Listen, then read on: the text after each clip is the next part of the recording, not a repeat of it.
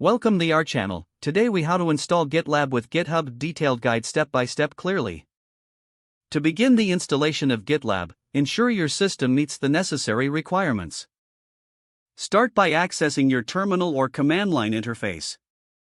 Next, update your package index to make sure you're working with the latest software versions. Install the necessary dependencies like curl and OpenSSH. Use the following command to download the GitLab installation package. Once the package is downloaded, navigate to the location where it was saved. Extract the downloaded file using the appropriate command for your operating system.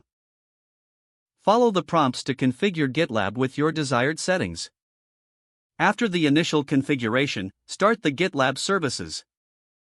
Ensure the services are running smoothly by checking their status. Now, open a web browser and type in the URL for your GitLab instance. Create an administrator account to gain access to the platform.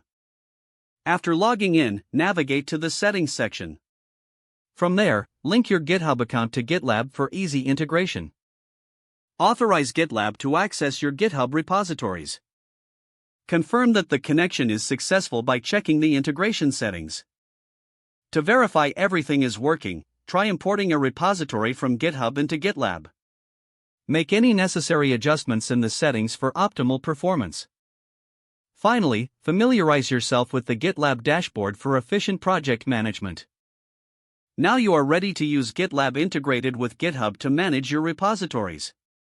If the page does not load, refresh the browser or try again in a private or incognito window. Make sure you are using the correct email address, then retype it carefully to avoid small typos.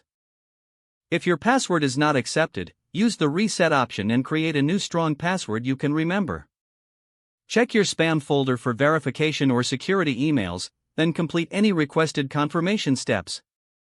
Enable two-factor authentication if available to improve account security and reduce unauthorized access risk.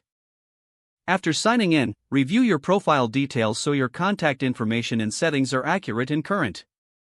If you see an error message, note it down and try again after restarting your device and internet connection.